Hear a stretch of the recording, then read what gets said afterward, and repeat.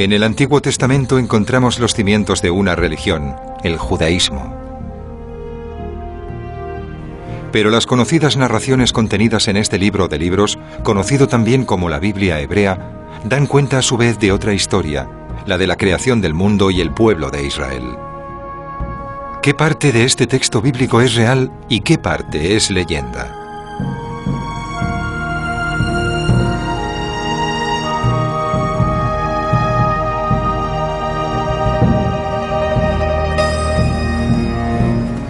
Israel Finkelstein y Neil Silberman llevan décadas investigando el pueblo que escribió el Antiguo Testamento. Nos unimos a ellos en Megiddo.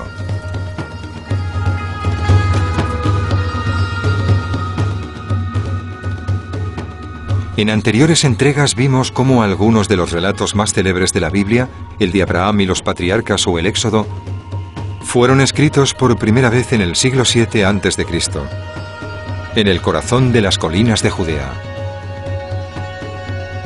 Fue aquí donde se escribieron la mayoría de las historias recogidas en la Biblia.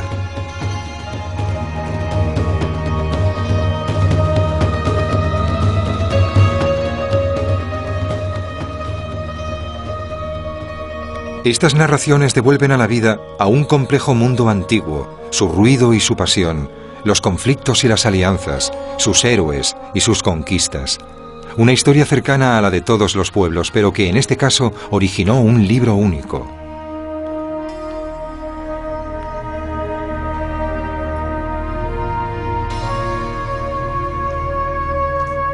En este documental exploraremos los orígenes de la nación que escribió las Sagradas Escrituras.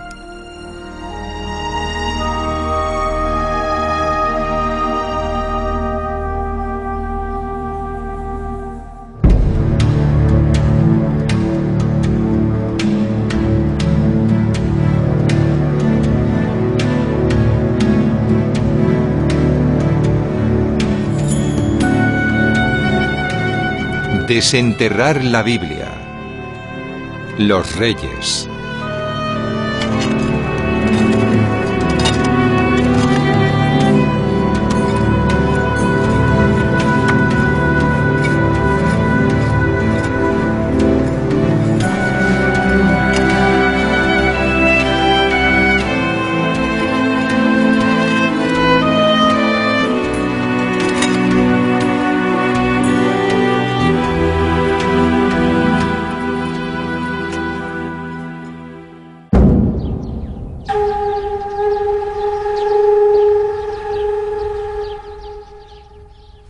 Según las Escrituras, Moisés condujo a los israelitas fuera de Egipto, a la tierra de Canaán, la tierra prometida.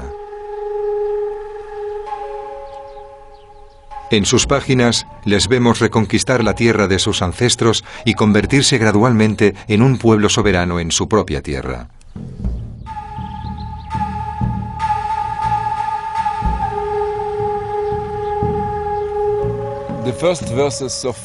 Los primeros versos del libro de Josué dicen: tras la muerte de Moisés, el sirviente del Señor, el Señor le dijo a Josué, hijo de Nun, ministro de Moisés: mi sirviente Moisés ha muerto. Por lo tanto, ahora alzaos e id hacia Jordania, tú y toda esta gente, a la tierra que les doy a ellos, al pueblo de Israel. Cada lugar que pisen las suelas de vuestros zapatos os lo entrego, como se lo prometí a Moisés. Este es el inicio de una gran saga y la gran epopeya de la conquista de Canaán en el libro de Josué. Y la Biblia cuenta la historia paso a paso.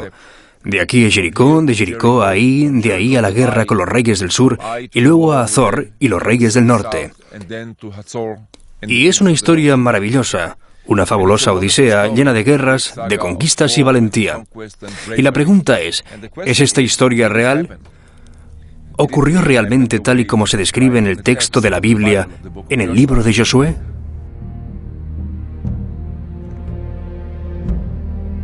La Biblia retrata a Josué principalmente como a un caudillo, un líder al que Dios encomienda una misión, conquistar la tierra prometida a los patriarcas y después a Moisés. Josué invadió el territorio de Canaán, encabezando un enorme ejército de tribus israelitas aliadas. Cruzó el río Jordán y atacó y conquistó las ciudades de la región una tras otra en una invasión relámpago.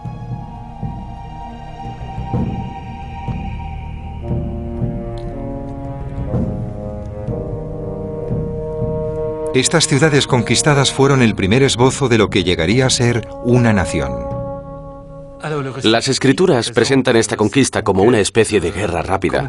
En total duró 2 semanas y se exterminó a la práctica totalidad de la población. No hubo piedad alguna para el pueblo de Canaán. Pero no se nos explica por qué. No se nos dice que fue porque adoraban falsos dioses o porque eran particularmente malvados. Al contrario, no se da ninguna razón. Lo importante es constatar que todos estaban entregados a la destrucción, tal como dice el texto bíblico. La voz utilizada es herem, que significa que todo debe destruirse para ser devuelto a Yahvé. Dios les otorga la victoria, así que todo pertenece a Dios.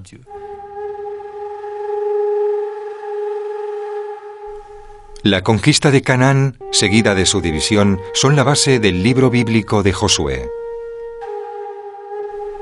Ciñéndonos a la cronología bíblica, este incidente tuvo lugar la segunda mitad del siglo XIII a.C.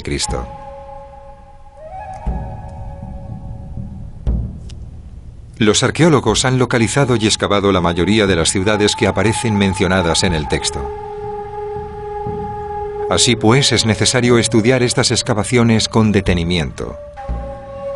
El yacimiento más importante para esta parte de nuestra investigación es Jásor, en Galilea. La Biblia la describe como una ciudad de alto rango, la principal de todos esos reinos.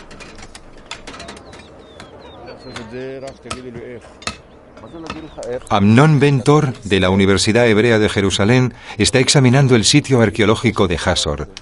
Continúa una tarea que inició en los años 50 el prestigioso arqueólogo y militar israelí Yigael Yadin. Se cree que algunos de los restos aquí descubiertos formaban parte de un palacio y un templo destruidos por un violento incendio en el siglo XIII a.C. Estas son las huellas del desastre. Estamos en la entrada del Palacio de Azor de la Edad de Bronce tardía, en la Azor canaanita. Estas son las huellas de la catástrofe, que se pueden ver por todas partes. Miren los ladrillos de barro fundidos. Se necesitan 1300 grados centígrados para fundir un ladrillo de barro. Miren las marcas del intenso calor visibles en todos los ladrillos. Fíjense en el color blanco, que también es un efecto del fuego. Y miren la madera. Todo esto nos muestra la violencia que debió ser la destrucción del Palacio de Azor. Observen estas piedras de basalto rojas. Miren esto. Un calor normal no provoca esto, solo un fuego muy intenso. Vean lo que ocurre en las paredes. Miren la ceniza. Miren la madera. Aquí hay señales de madera en las paredes. Miren donde miren, vayan donde vayan, encontrarán los mismos signos de destrucción.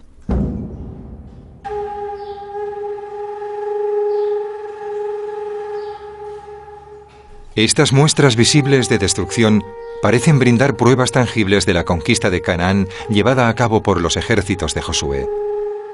Pruebas que fortalecieron la hipótesis de que el nacimiento de una nación debía ir precedido de una conquista militar, algo que concordaba perfectamente con el ambiente político de Israel durante los años 50, poco después de la independencia del país. La destrucción de Jásor a manos de Josué, la gran ciudad del norte de Canaán, citada en la Biblia, fue un paso clave en la conquista de los israelitas de Galilea.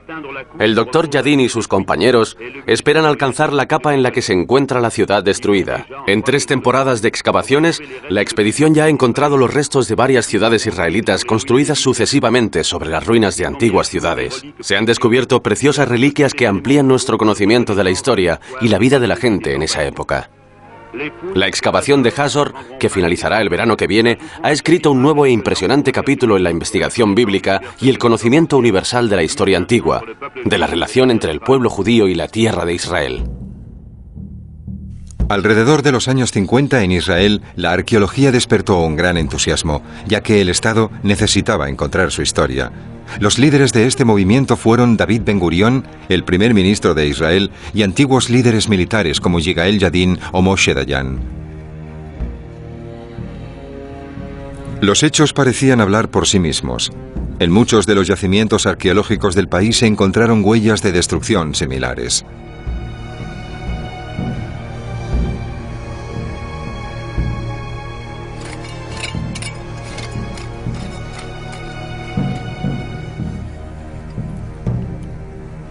Sin embargo, la acumulación de datos contradictorios durante los últimos 50 años sembró las primeras semillas de duda.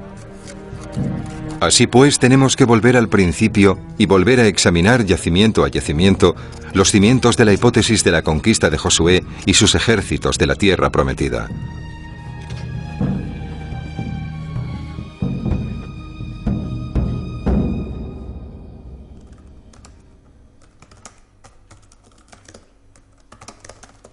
Es necesario tomar el texto y la historia de la conquista tal y como la Biblia los relata, especialmente su batalla más famosa, la de Jericó.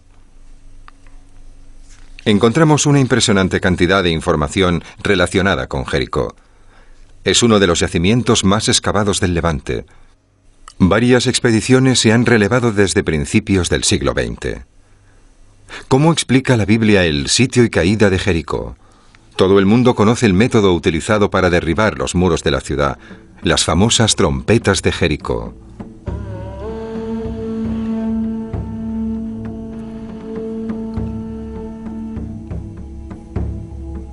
Rodead la ciudad 7 veces y que los sacerdotes hagan sonar las trompetas. Cuando oigas el sonido de las trompetas, todo el mundo deberá dar un grito y el muro de la ciudad caerá.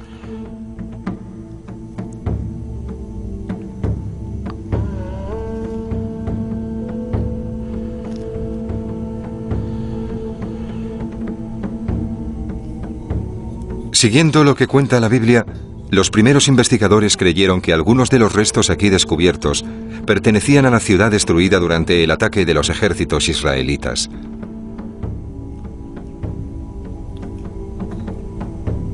Pero estas ruinas son anteriores al siglo XIII a.C. La arqueóloga Kathleen Kenyon fue la primera en concluir que no había muros que pudieran venirse abajo en Jericó en la época que la Biblia sugiere. En tiempos de la conquista de Canaán, Jericó no estaba habitada, así que debemos reconsiderar todos los elementos bajo una nueva perspectiva.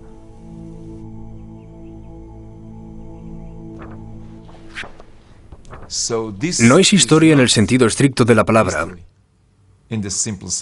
Y en el caso de Jericó, también puede aplicarse a otros lugares mencionados en la tradición de la conquista que recoge el libro de Josué. Muchas de las ciudades citadas no estaban habitadas durante la Edad de Bronce tardía. No había nada.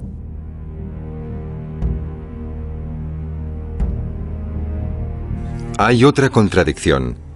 La investigación de los arqueólogos de los diferentes yacimientos excavados demuestra que este período de destrucción se extendió durante casi un siglo. En cambio, la Biblia habla de una operación muy corta.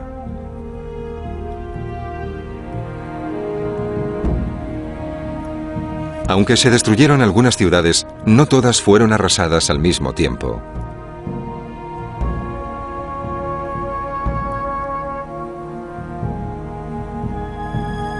¿Por dónde seguir ahora?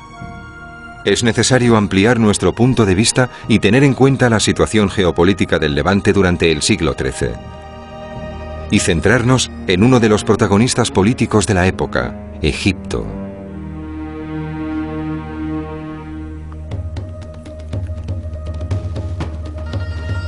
Se han descubierto casi 400 tablas cuneiformes pertenecientes al siglo XIV a.C. en Tel el Amarna, en el Medio Egipto. Contienen cierta información sobre la región que nos ocupa.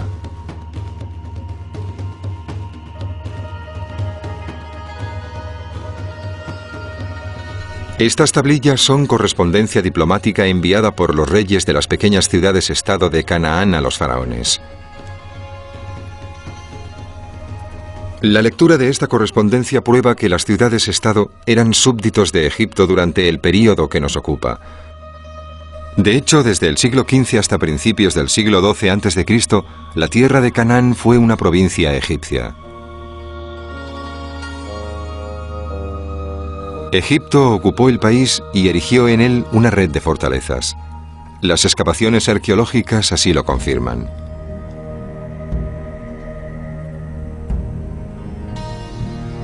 En los años 20, una de esas fortalezas se excavó en Bet Shean, al sur del mar de Galilea.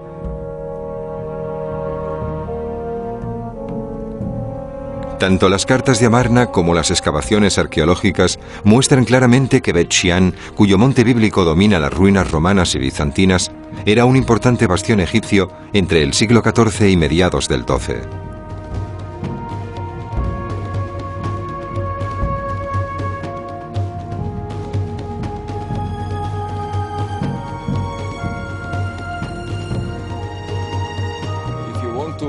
Para entender cómo los egipcios dominaban totalmente el país y el campo, se tiene que venir aquí, a una residencia como esta.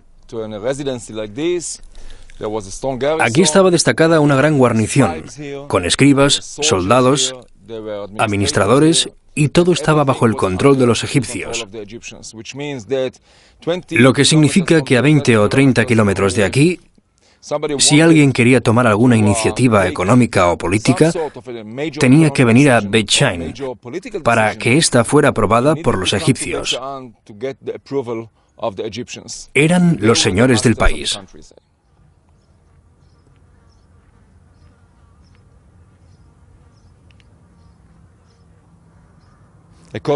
De acuerdo con la arqueología bíblica tradicional, la conquista tuvo lugar a finales del siglo XIII, coincidiendo con el reinado de Ramsés II. Y nos topamos con dos problemas. El primero es que en ese momento Bet Shean era una fortaleza egipcia muy importante, con soldados, con gente a la que podrían haber enviado para bloquear una invasión de Canaán. Y el segundo problema es que los egipcios aún siguen aquí, un siglo después de la fecha tradicional de la conquista. ¿Cómo se puede explicar?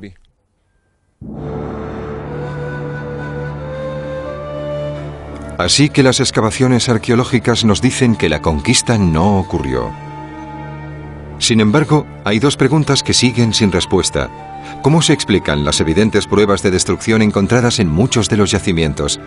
¿Y qué significado puede darse a la lista de ciudades supuestamente conquistadas citadas en el texto bíblico? Nuestra investigación pronto nos brindará las respuestas. El libro de Josué no es una crónica histórica, es una descripción mítica. Al igual que en el caso de los patriarcas o el del Éxodo, cuenta la historia de la etapa de formación de la vida de la nación. Y como tal, está llena de intervenciones divinas, valentía y milagros.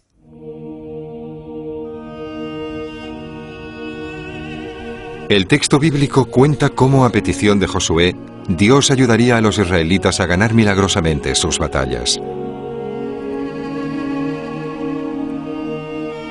Alargó el día durante la toma de Gibeón, ordenándole al sol quedarse quieto sobre Gibeón y a la luna detenerse sobre el valle de Ajalón.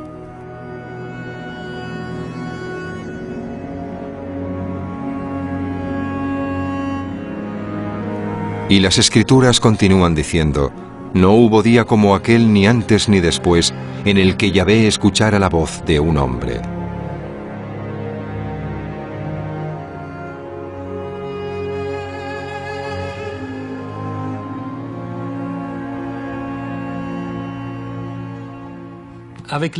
La epopeya de Josué cuenta el inicio de una gran historia que desemboca en la instauración de una monarquía. El libro de Josué es de hecho el primer episodio en la Biblia que acabaría mostrando por qué Israel escogió a un rey del mismo modo que lo habían hecho otros pueblos. Por eso no pasó de la noche a la mañana.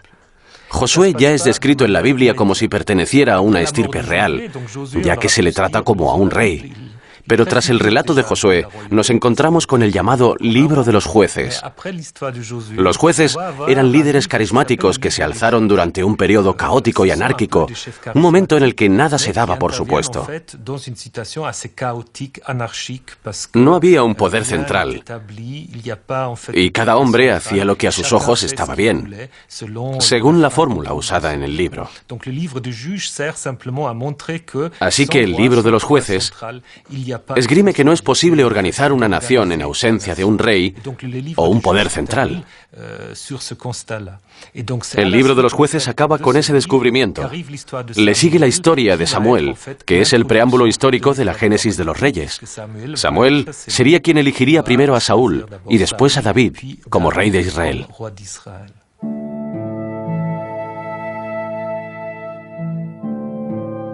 David. El texto bíblico presenta a David como un pastor que fue ungido por Dios. Este es el origen de Mashiach, o Mesías en hebreo, el ungido.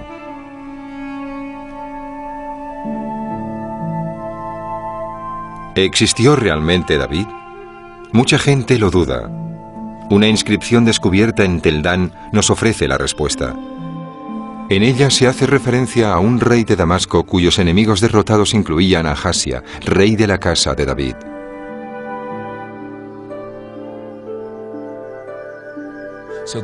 Esta es una de las pruebas más importantes, puede que la más importante, de la realidad histórica de David. Hubo un David, pero el quid de la cuestión va más allá de que David existiera realmente. La principal incógnita es saber si el reino de David fue efectivamente un gran imperio. La Biblia describe específicamente a un imperio al que se alude como un gran territorio con Jerusalén en el centro. Con toda la pompa y ceremonia, el rey David llevó el Arca de la Alianza a Jerusalén, convirtiéndola así en la capital del reino. Así pues, el rey David existió realmente. No hay duda de ello. Reinó en el siglo X a.C. ¿Pero fue su reino el vasto imperio que la Biblia describe? Nuestra investigación continúa en Jerusalén, la ciudad de David, tal como la citan las Escrituras. Jerusalén es una ciudad poco común, destruida y reconstruida en incontables ocasiones. Es una ciudad viva, un difícil terreno para los arqueólogos.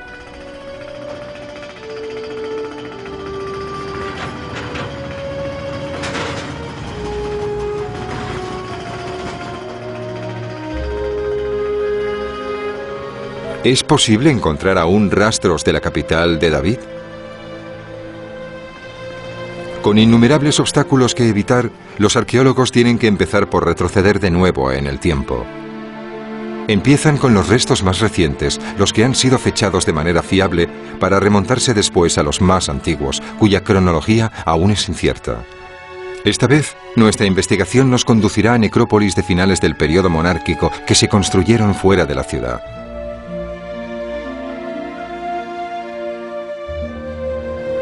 Israel Finkelstein intentará encontrar los restos de la Jerusalén del siglo VII a.C.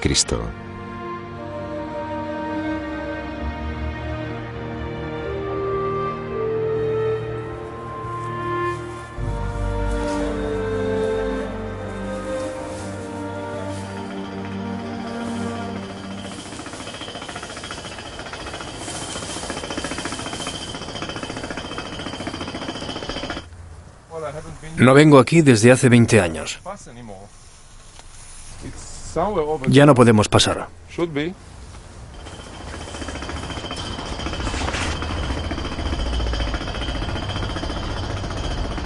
En algún lugar por ahí debería ser. Está bien.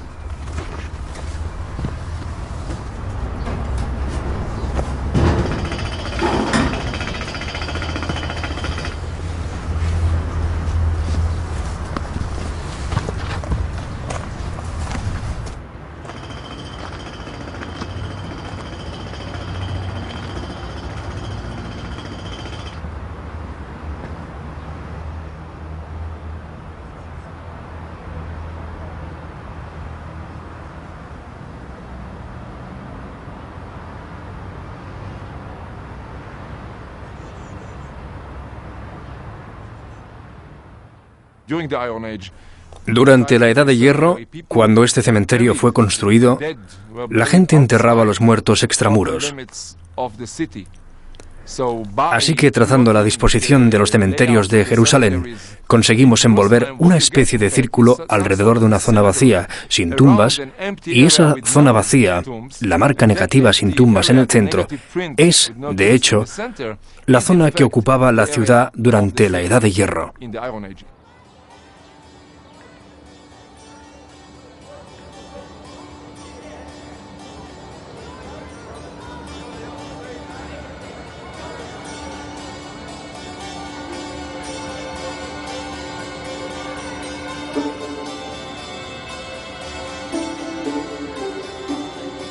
Localizar estas necrópolis permite dibujar un mapa del contorno de la Jerusalén de finales del siglo VIII y del siglo VII, coincidiendo con el reinado de los reyes Ezequías y Josías.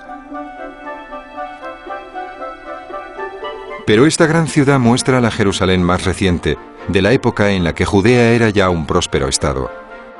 Y la ciudad de David, que debe ser 2 siglos más antigua.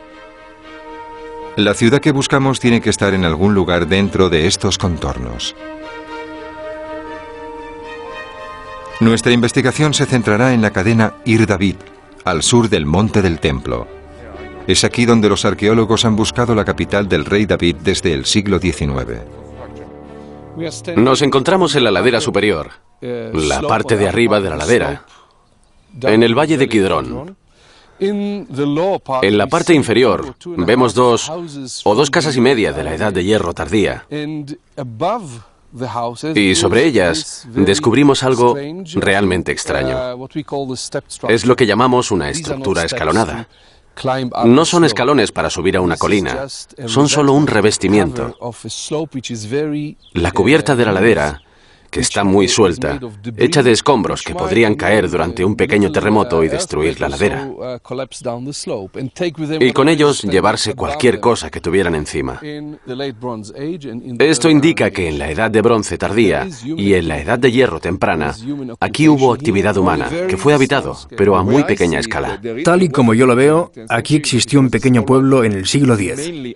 Pero era pequeño y estaba aquí, en las montañas de la ciudad de David, no en toda la cadena. Estaba exiguamente poblado, no estaba fortificado y carecía de monumentos. Estoy de acuerdo. Estoy de acuerdo en que era un lugar muy pequeño. Jerusalén en la Edad de Hierro era muy pequeño. Y esto no encaja. La arqueología y los textos describen 2 naturalezas. No hablo de su existencia, sino de su naturaleza.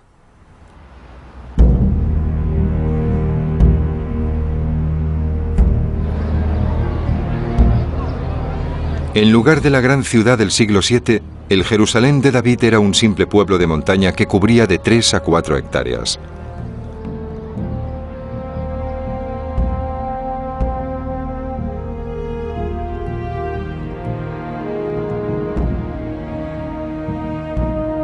Concluimos, pues, que David no construyó una capital distinguida.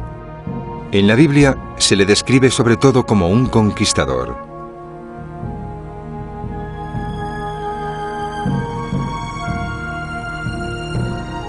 Y su hijo, el ilustre Salomón, de quien la Biblia dice que fue un gran constructor.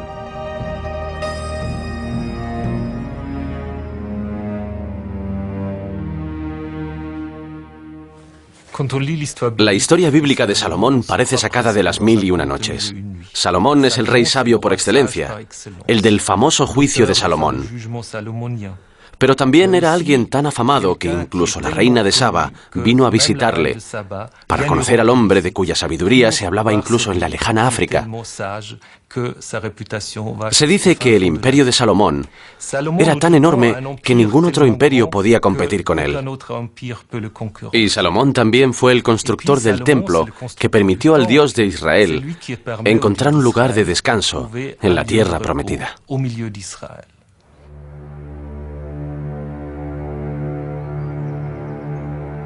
Descubrir el templo de Salomón, una tarea imposible a día de hoy. La sensibilidad religiosa, en especial con respecto al monte del templo, imposibilita investigar ciertas zonas. Así que tenemos que buscar pistas en las entrañas de la ciudad de David.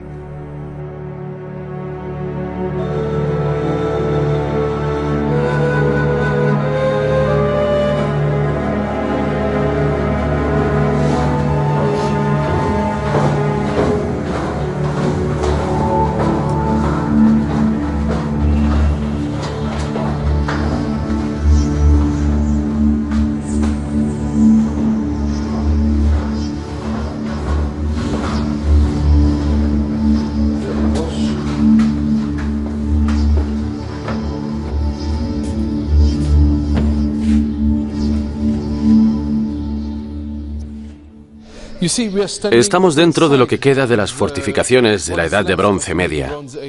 Y se puede ver cómo aún se tienen en pie, 3.700 años después. Una parte de ellas se destruyó, pero otra sobrevivió. Y vemos cómo las partes más bajas están mejor conservadas. Lo que es increíble es el tamaño de las piedras. Algunas de ellas pesan varias toneladas, ¿verdad? Mira esta.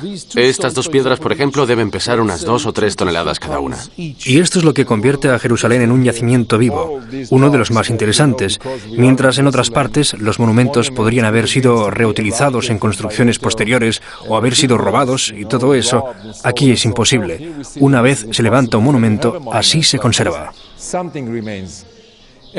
Cualquier edificio grande, de cualquier periodo de tiempo, abandonado, ya sea destruido por causas naturales o de cualquier otro modo, deja partes que permanecen en pie y partes que son destruidas. Pero siempre se puede encontrar algo.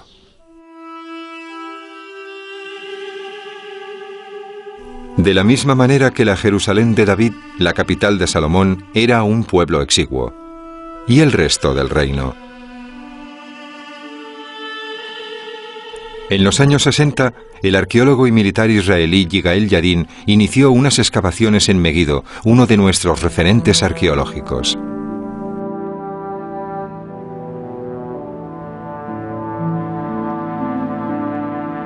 Antes que él, en los años 20 y 30, el Instituto Oriental de la Universidad de Chicago ya había llevado a cabo una extensa campaña de excavaciones, durante las cuales se descubrieron los restos de una puerta de la ciudad.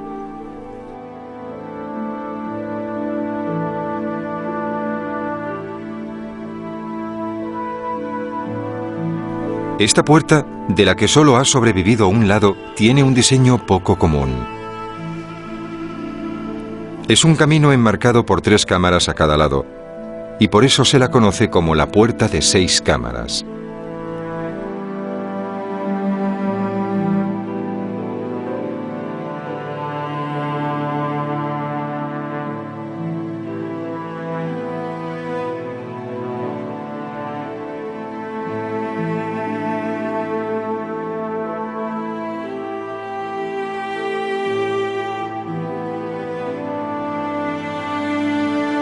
Yigael Yadin no escogió Meguido al azar. Sus anteriores excavaciones en el yacimiento de Hasor acabaron sacando a la luz una puerta similar. Yadin prosiguió su exploración en otro yacimiento, el de Geser. Esta vez solo consultó el informe de un arqueólogo que había examinado el lugar a principios del siglo XX.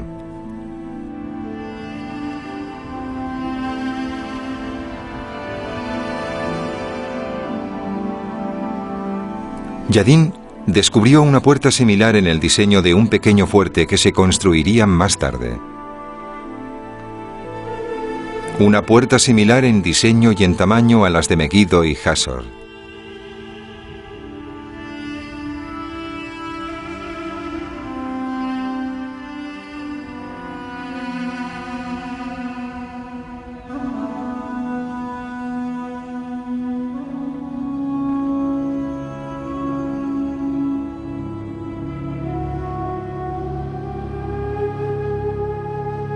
Para Yigael Yadin, la conclusión era obvia. Meguido, Geser y Hasor poseen la señal del mismo arquitecto, el rey Salomón. A Yigael Yadin le guió en esta investigación un verso bíblico. El verso nos dice que Salomón instauró un impuesto para construir la casa de Yahvé y su propia casa, y el muro de Jerusalén, Hasor, Meguido y Geser.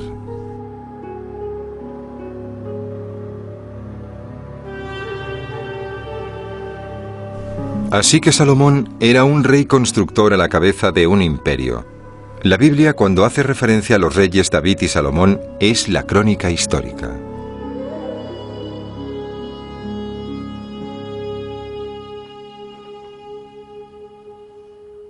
Pero nuevamente, la realidad demuestra ser ligeramente más complicada.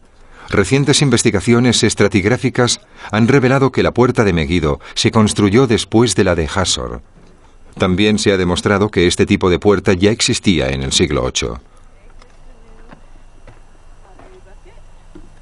A Israel Finkelstein le preocupan estas contradicciones.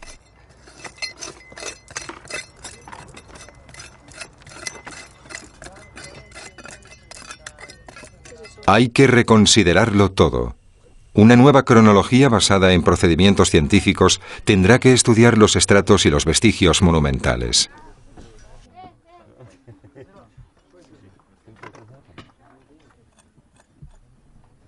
Las técnicas arqueológicas han evolucionado desde las excavaciones dirigidas por Yigael Yadin. Las técnicas de carbono 14 son cada vez más precisas. El margen de error se ha reducido a una horquilla entre 30 y 50 años.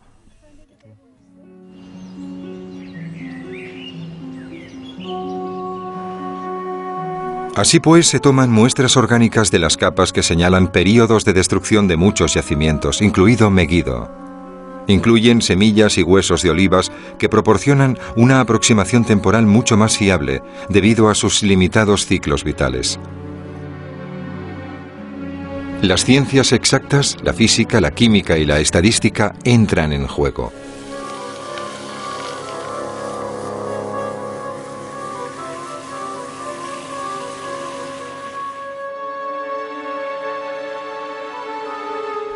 Los resultados provocan un cambio drástico en todas las conjeturas e hipótesis formuladas sobre David y Salomón y sus épocas respectivas.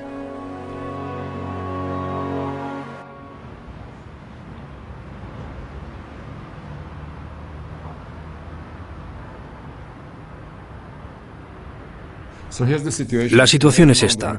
Tenemos el monte Meguido y lo dividimos en cronologías convencionales y de radiocarbono con los dos estratos. Este se suponía que pertenecía al siglo XI a.C. y ahora, según los resultados del radiocarbono, vemos claramente que es imposible esta cronología, que realmente pertenece al siglo X. Esto significa que el estrato que se había fechado en el siglo X no puede corresponder al siglo X, sino al siglo IX a.C. Es decir, un siglo antes de Salomón. Todo un conjunto de certezas fundamentadas solo en suposiciones se ha venido abajo. Las piezas del puzzle ya no encajan. Tras reconsiderar el imperio de David, ahora le llega el turno a Salomón. ¿Cuál era la situación en el siglo X? Es confuso. Jerusalén es un pueblo pequeño. No encontramos nada monumental. No hay pruebas reales de que fuera una gran capital. A pesar de las pruebas bíblicas. Por supuesto, no hay pruebas de una gran capital salomónica que liderara un gran estado, un estado rico. Y aquí, en Meguido, los edificios monumentales se han descrito como símbolo de la grandeza salomónica. De hecho, son ligeramente posteriores. No pertenecen a la época de Salomón, no son del siglo X.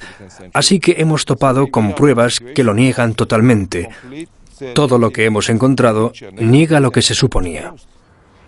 Aún así, estos restos son magníficos.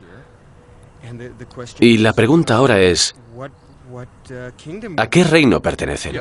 Puede que sean de un periodo un poco posterior, pero de nuevo la cuestión es qué ocurría en el siglo X. Tenemos que resolver este problema y encontrar una explicación mejor.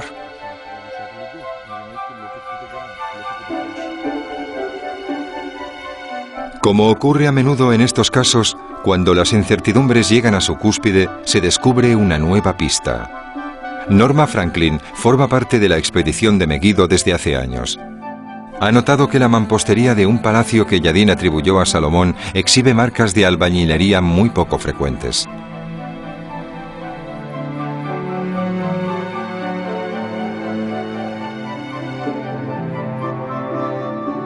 Estudió documentos e informes de viejas excavaciones intentando encontrar marcas similares en algún otro sitio.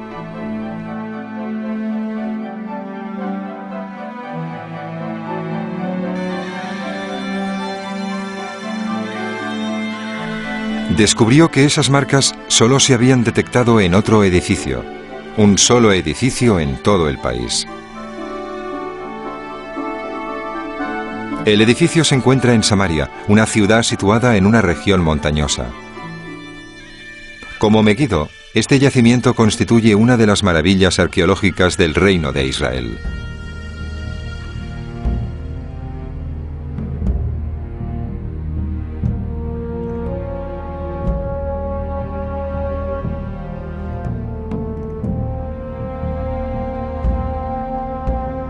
La solución a nuestros enigmas se encuentra aquí, oculta entre estas verdes colinas.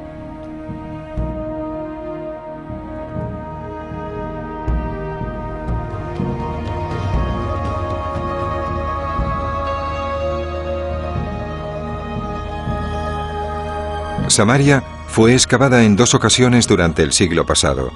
Se encontraron muchos restos pertenecientes a la ocupación romana cuando la ciudad se llamaba Sebastia.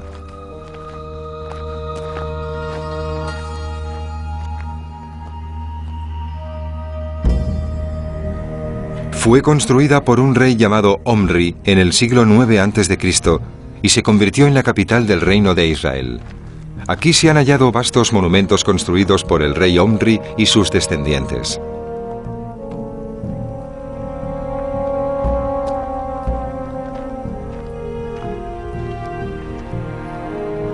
La Biblia considera a la dinastía Omri como una estirpe de reyes libertinos y renegados, los infames reyes malditos. Pero fuentes ajenas a la Biblia nos proporcionan una imagen totalmente distinta. Ahab, el hijo de Omri, es considerado un gran monarca. Parece que se ha encontrado la pieza del puzzle que faltaba. Cuando llegas a Samaria y ves ese edificio monumental, ese palacio construido por Omri, es algo que contradice totalmente lo que nos han contado. Que el reino de Omri es un reino disidente, un reino pequeño. De hecho, es lo contrario. Podemos constatar visualmente, visiblemente, que se trata de un edificio monumental, un edificio que solo podía ser erigido por un rey fuerte y poderoso. Así que esto nos dice que no podemos seguir ciegamente la Biblia. Tenemos que mirar a nuestro alrededor y ver qué más tenemos del mismo período. Todo conduce a creer que se trataba de un rey fuerte y poderoso, un rey que tenía en sus manos los recursos necesarios para construir un palacio increíble. Así que nos enfrentamos a un reino muy poderoso, a un rey muy fuerte.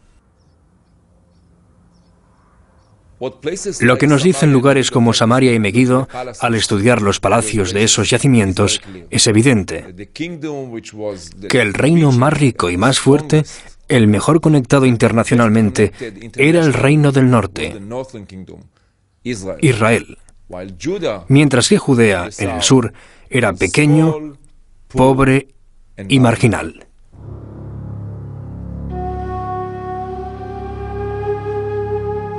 Estas conclusiones son sorprendentes. El reino hermano del norte, Israel, con sus fértiles suelos y su clima templado, era próspero y avanzado.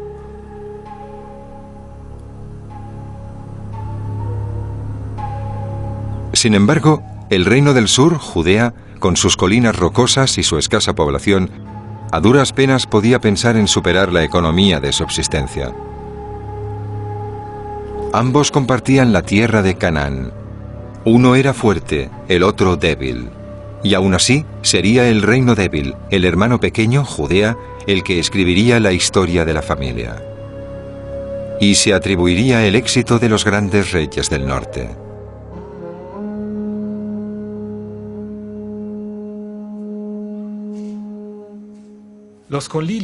Si leemos la crónica de estos dos reinos, Israel y Judea, en la Biblia, pronto nos damos cuenta de que los reyes del norte tenían todas las de perder. Se evalúa a todos los monarcas y no importa lo que hicieran los reyes del norte, siempre tienen valoraciones muy pobres.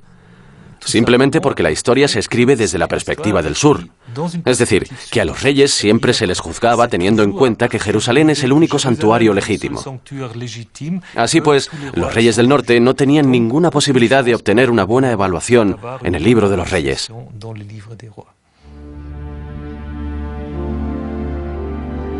¿Cómo podemos explicar esta paradoja? La historia nos da la respuesta.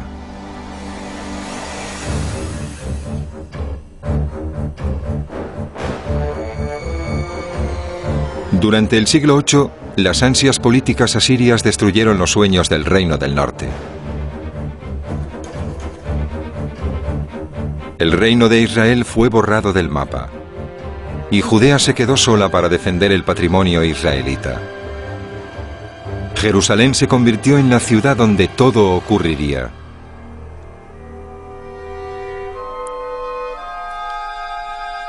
Volvemos a situarnos a finales del siglo VII a.C. Un joven rey, Josías, al que ya conocemos, reina en Judea. Tiene la misión de conquistar los territorios del reino perdido de Israel. Cree que posee tanto los medios como la obligación de salir airoso.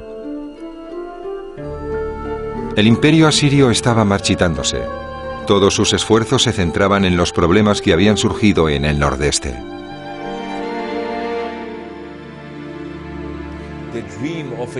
No era posible cumplir el sueño de un Israel unido mientras el imperio asirio permaneciese en el norte. Pero cuando los asirios se retiraron, ese ideal fue alcanzable. Y Josías, rey de Judea, se embarcó en esta gran idea, esta gran aventura, y planeó ocupar los territorios del ahora destruido Reino del Norte. Y haciendo eso, planeaba reunificar al pueblo de Israel, a todos sus hijos, bajo un solo rey, del linaje de David, en Jerusalén. Y aquí la historia del libro de Josué, la conquista de Josué y la historia del gran imperio de David y Salomón desempeña un papel importante. Porque la conquista de Josué perfilaba los territorios que Josías quería ocupar. Y el gran imperio de David y Salomón era un modelo a seguir para el futuro gran imperio israelita.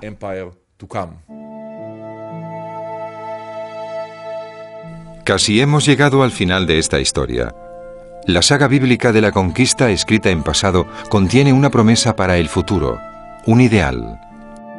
La conquista de Josué es, de hecho, la conquista que Josías esperaba conseguir.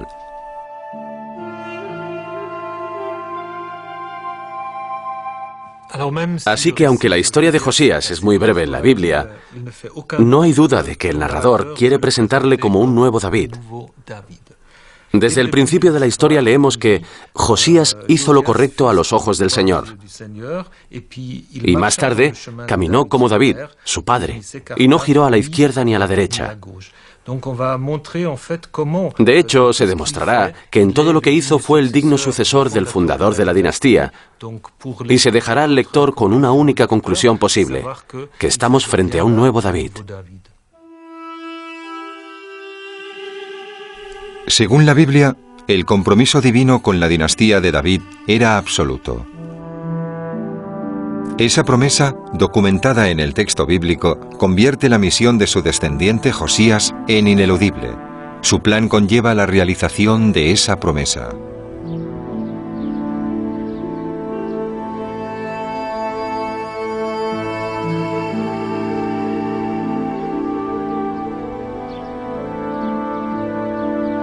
Pero nuevamente el destino decidió otra cosa.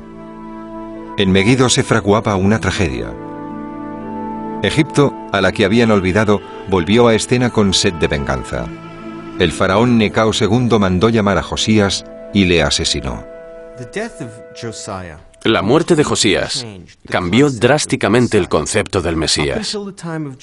Hasta su reinado, todos los sucesores de David eran conocidos como el Mashiach, el ungido.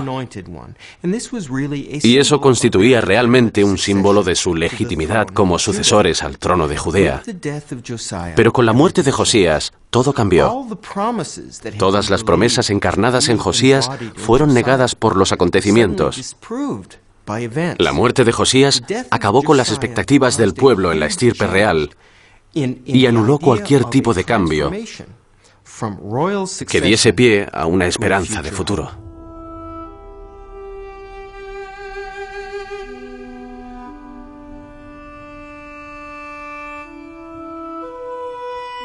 Para los pueblos de la antigüedad, que las épocas venideras pudieran ser mejores que su vida diaria, de que la historia tuviera un significado y un fin, era un concepto tan revolucionario como nuevo.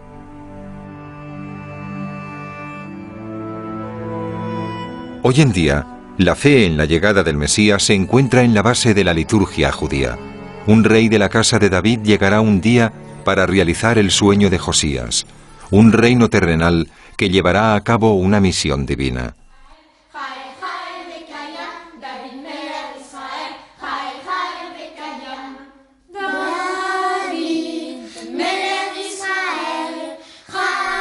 David, rey de Israel, vive para siempre. Este credo ha generado una forma de fe inquebrantable. Es el tercer pilar del judaísmo.